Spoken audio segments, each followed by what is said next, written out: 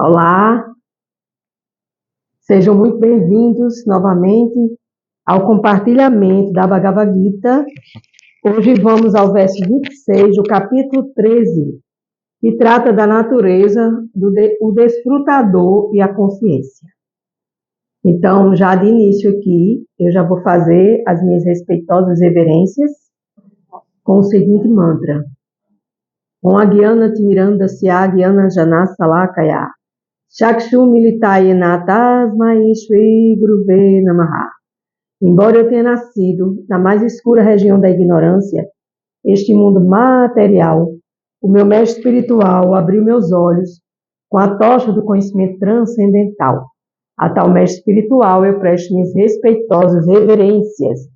Jaya Gurudeva, Jaya Prabhupada. Então, nesse verso aqui, nesse mantra, sagrado, nós fazemos a reverência, a Gurudeva, o guru dos devas, o guru da sabedoria, o guru da ciência, da filosofia védica, o guru da ciência suprema Bhagavad Gita, que é o próprio Senhor Supremo, chamado de Bhagavan, o Senhor Supremo. E a tocha do conhecimento transcendental é a tocha do conhecimento védico, é a tocha que ilumina, quando a gente está no quarto escuro, que a gente acende uma luz, essa luz ilumina e a gente passa a ver tudo nesse quarto. Assim é quando a gente está na ignorância e a gente nada vê além dessa ignorância, porque a gente fica condicionado, nós almas ficamos condicionados em corpos e achamos que esse mundo material é o verdadeiro mundo e que tudo isso é a verdadeira vida e que a gente tenta ao máximo fazer da nossa estadia aqui na Terra um paraíso, só que esse paraíso ele tem fim. E esse fim se dá com o desligamento da alma no corpo, saindo do corpo e indo habitar novas esferas transcendentais e espirituais. Então, quando a gente começa a ouvir a Bhagavad Gita, quando a gente começa a escutar os versos da Bhagavad Gita, nós vamos acendendo essa luz interna, essa luz que vem de dentro para fora, que é essa luz da tocha. Quando você está num local que está tudo escuro e você pega uma tocha e acende, essa tocha ilumina. E assim é a Bhagavad Gita, assim é todas as escrituras shastras, são escrituras sagradas da filosofia védica, da Bhagavad Gita, Srimad Bhagavatam, Chaitanya Charitamrita. Tem muitos livros para serem estudados, para que a gente possa acender essa tocha e a gente possa se iluminar, sair dessa escuridão, porque nós estamos presos às cordas, aos gunas, que são cordas que nos atam à ignorância, paixão e bondade.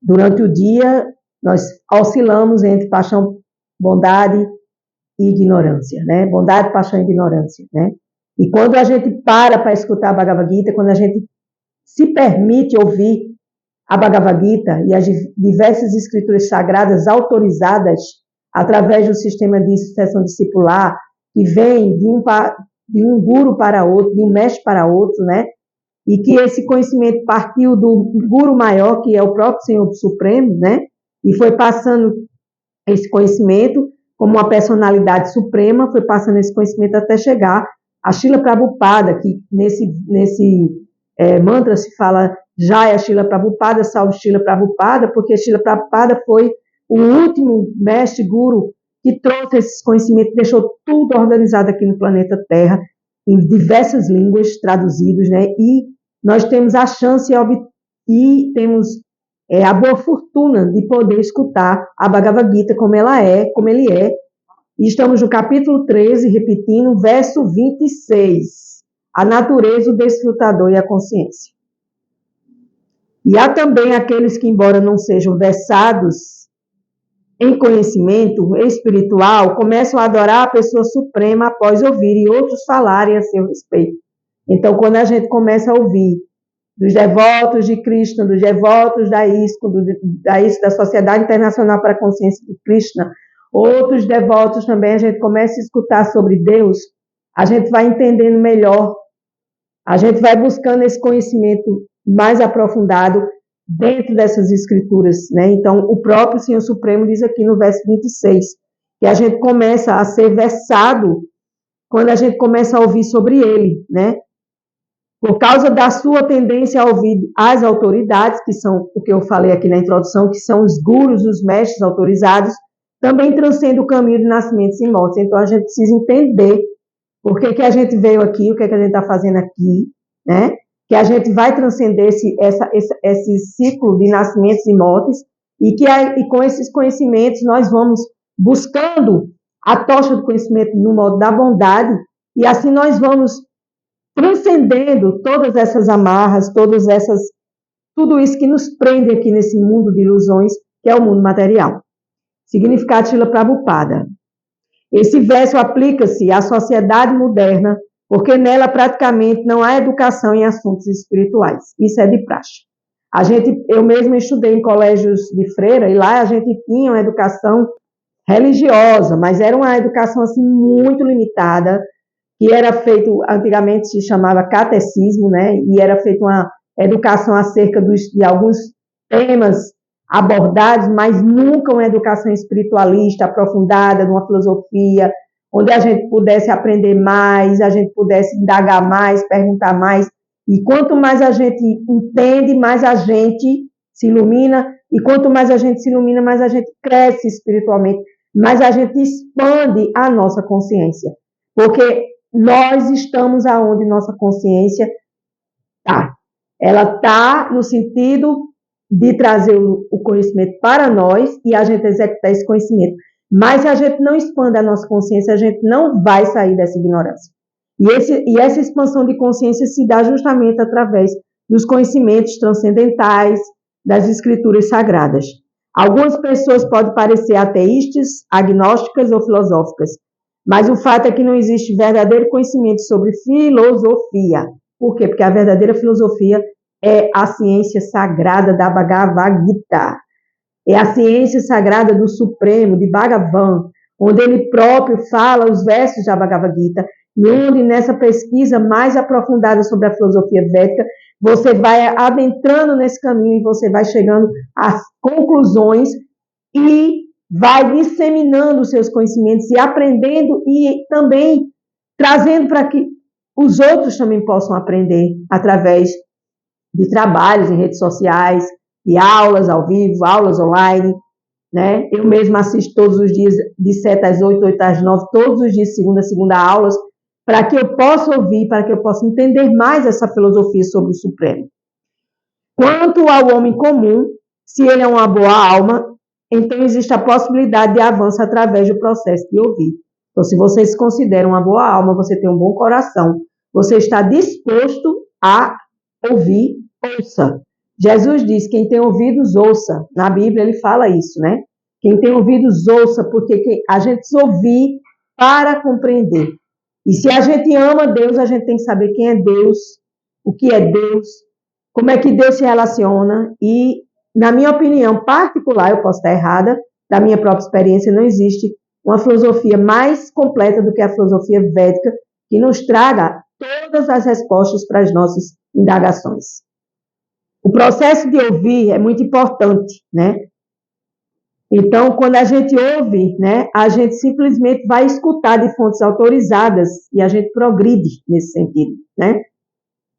E quando a gente ouve a vibração transcendental do Mahamantra Hare Krishna, Krishna Krishna, Hare Hare, Hare Rama, Rama Rama, Hare Hare, e eu canto todos os dias em meditação, 1 hora todos os dias para limpar a minha mente, meu coração, a gente vai também limpando a nossa mente, que a nossa mente é como um espelho sujo, o nosso coração é um poço de coisas mal resolvidas, de sentimentos e emoções mal resolvidas, né? E assim, aos poucos, a gente vai compreendendo todo esse processo, né? Devemos aprender a nos tornarmos servos daqueles que conhecem o Senhor Supremo. Olha que coisa interessante. Quando a gente tem um amigo ou uma amiga, a gente conhece um devoto que estuda sobre o Senhor Supremo, a gente se sente feliz e afortunado, ou seja, a boa fortuna bateu à nossa porta. Por quê? Porque a gente pode ouvir e a gente pode se autorrealizar. A autorrealização vem da alma e o autoconhecimento vem das escrituras sagradas, né? Por exemplo, Srila Prabhupada, ele diz que quando a mãe tem um filho, né, e esse filho quer saber, cresce, e esse filho quer saber quem é o pai, né? E a mãe, ela vai começar a falar sobre o pai, a contar sobre o pai, e aí essa mãe, ela se torna, simbolicamente falando, como as escrituras sagradas védicas, a filosofia védica, que traz esse conhecimento para falar acerca do pai. E quem é esse pai? Quem é o nosso pai? Deus, Supremo, Bhagavan, Senhor Krishna, né? O todo atrativo na filosofia védica, aquele que atrai com seu toque de flauta ao som do Mahamantra, né? Então a gente vai saber quem é o pai porque a gente precisa saber através da mãe. A mãe é como se fosse não, são as escrituras sagradas, né? Então a gente precisa buscar essa autorrealização e buscar esse autoconhecimento para sair dessa ignorância através da filosofia védica e ouvindo de pessoas autorizadas. Verso 27. O principal entre Bharatas toma ciência de que tudo que existe, seja móvel ou imóvel, é apenas uma combinação do campo de atividades e do conhecedor do campo. Então, as coisas móveis e imóveis, eu sou móvel, eu sou uma alma que me movimento, mas já uma árvore, ela está parada, mas tanto eu, a minha alma no corpo material, como a alma, a energia da árvore no seu corpo material imóvel, existe uma combinação do campo, que é esse campo de atividades, e nós temos uma atividade, a árvore tem uma atividade, o mar tem uma atividade, as montanhas têm uma atividade, e o conhecedor deste campo, que é o próprio, a grande alma na pequena alma, o conhecedor do campo de todos, onde existe essa alma acoplada, né? Essa pequena alma, ela depende da grande alma, então a grande alma, ela é o conhecedor deste campo. A natureza material quanto a entidade viva que já existiu antes da criação do cosmos, então isso é muito importante, olha só. Tanto a natureza material quanto a entidade viva que já existiu antes da criação do cosmos, porque tudo foi criado por Deus, tudo que é criado é mera combinação da entidade viva com a natureza material, ou seja, tudo que tem vida tem um corpo material e tem uma alma acoplada nessa entidade. Há muitas manifestações como árvores, montanhas, colinas, que não são móveis, e há muitas existências que são, e todas elas não passam de combinações da natureza material com a natureza superior, ou seja, a entidade viva. Então, a entidade viva, ela tem a sua própria natureza, ela tem a alma, ela tem a energia do energético. O energético é Deus, é a grande alma. Sem o contato com a natureza superior, a entidade viva nada pode crescer. Então, nada cresce sem ter o contato com a natureza superior, que é a grande alma, né?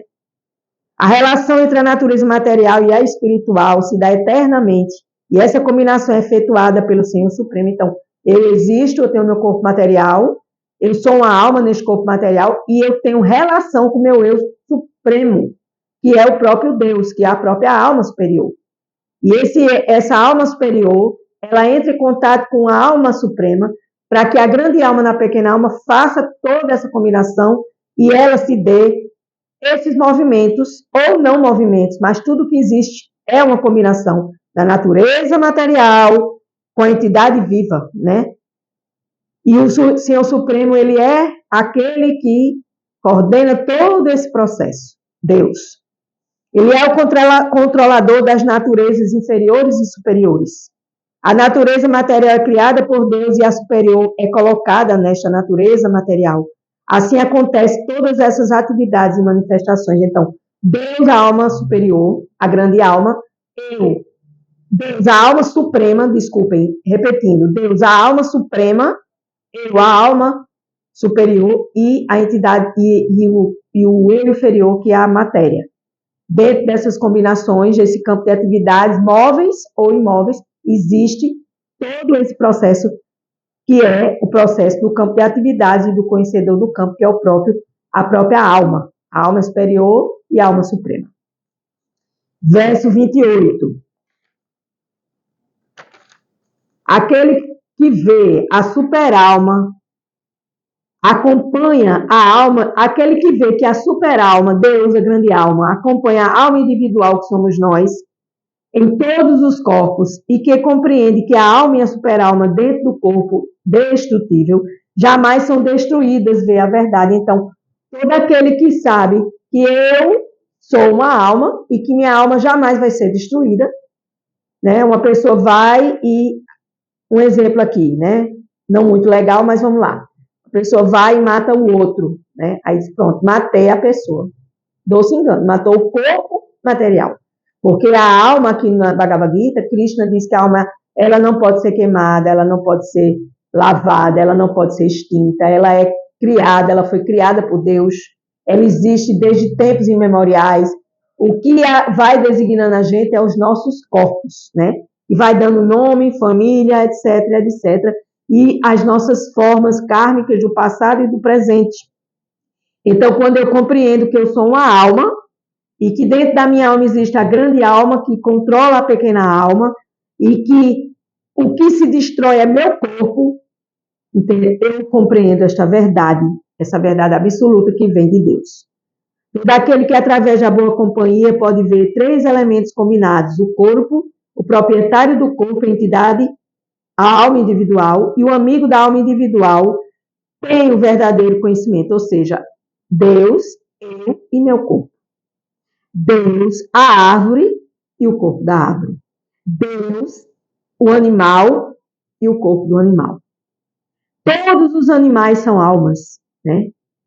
Só que são almas em corpos de animais, que estão no processo da evolução da alma, né? Então, quem não se associa com um verdadeiro conhecedor de assuntos espirituais não pode ver esses 3 elementos. Aqueles que não cultivam essa associação são ignorantes. Então, quem não procura um amigo, um devoto, um professor, um mestre, que fale de transcendência, que fale de espiritualidade, que fale de conhecimento védico, fica na ignorância. Então, é preciso buscar alguém que está nesse caminho para sair dessa ignorância. Por quê? Porque quando a gente não sai da ignorância, nós apenas vemos o nosso corpo e pensamos que somos o nosso corpo e que o nosso corpo é destruído e que tudo se acaba. Isso é uma ignorância. Então, a gente tem que sair dessa ignorância e entender que tudo é móvel, tudo se movimenta, tudo tem um nascimento e renascimento, um ciclo de samsara, nascimentos e renascimentos, e que tudo é passageiro aqui neste mundo material. Após a destruição do corpo, a alma e a superalma continuam existindo. Então, eu vou existir sempre, porque Deus existe eternamente. E a alma é Satchitananda, ela é eterna, cheia de conhecimento e bem-aventurança. E meu Pai Supremo, Deus Krishna, ele é Satchitananda maior e ilimitado, né? Então, a gente sai dessa ignorância, né? E a gente vai entender que temos uma alma e que Deus é a alma maior e eu sou uma alma menor em um corpo. E eu não sou definido pelo meu corpo. Meu corpo não me define. O que me define é as minhas atitudes, os meus sentimentos, o que eu estou fazendo aqui para sair dessa ignorância e encontrar com Deus na bondade, me associar com Deus, para que um dia eu possa ir habitar o reino de Deus, porque sim, todas as religiões falam em habitar, conhecer, morar no reino de Deus. E onde é esse reino de Deus? Você sabe? Eu sei? Não, eu estou estudando para saber. Então, a partir do momento que eu estou estudando, eu vou saindo dessa ignorância, né? Então, Paramesvara é a alma individual, porque a alma é o senhor do corpo. Após a destruição do corpo, transfere-se para outra forma. Então, a alma é eterna. Então, não tenha medo de morrer, porque a alma ela é eterna, ela não morre. Quem morre é seu corpo, por velhice, doença e por acidentes e outras causas materiais. Então, a superalma quanto a alma individual continuam não sendo destruídas. Lembre-se, a superalma, Deus, a pequena alma, nós, continuamos a existir eternamente porque nós somos almas e o que é destruído é o corpo. Alguém que pode ver dessa maneira pode, de fato, ver o que está acontecendo. Então, minha gente, hoje esses versos aqui, 26, 27 e 28, fala exatamente desse processo da alma e desse processo que nós precisamos sair dessa ignorância e entender que nós não somos o corpo, que nós devemos cuidar do corpo, porque o corpo ele apenas precisa estar bem, funcionando legal, para que essa alma ela continue exercendo sua função aqui no mundo material. Mas aquele que só olha para o corpo, que só cuida do corpo, que tem medo de morrer, que acha que fazendo milhões de cirurgias, colocando milhões de artefatos artificiais, vai prolongar a vida nesse mundo material, isso é uma ignorância. Então, a gente tem que buscar conhecimento, sair desse modo da ignorância e buscar essa força na paixão do estudo, do conhecimento, para que a gente saia dessa ignorância e a gente vá para o modo da bondade, para que a gente possa entender Deus, conviver com Deus, saber quem é Deus. As escrituras são a mãe que revela ao filho quem é o seu pai. É assim que Srila Prabhupada nos fala. Em sua divina graça, em sua divina inteligência superior, né, concedida por Deus, porque tudo que nós somos é concedido. Nós somos e temos, tudo é concedido por Deus, porque Deus é a testemunha, Ele é o supervisor, Ele é o permissor e Ele é o desfrutador. Nós apenas somos partes desse processo.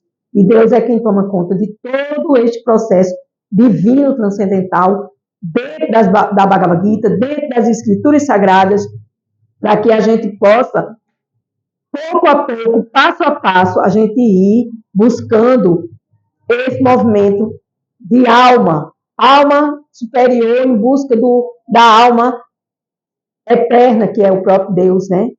O eu superior é a alma em busca do eu eterno, que é Deus, é o eu supremo. E o corpo é apenas o eu inferior, passageiro e que se acaba. Com gratidão, eu encerro mais um dia da Bhagavad Gita. Gratidão.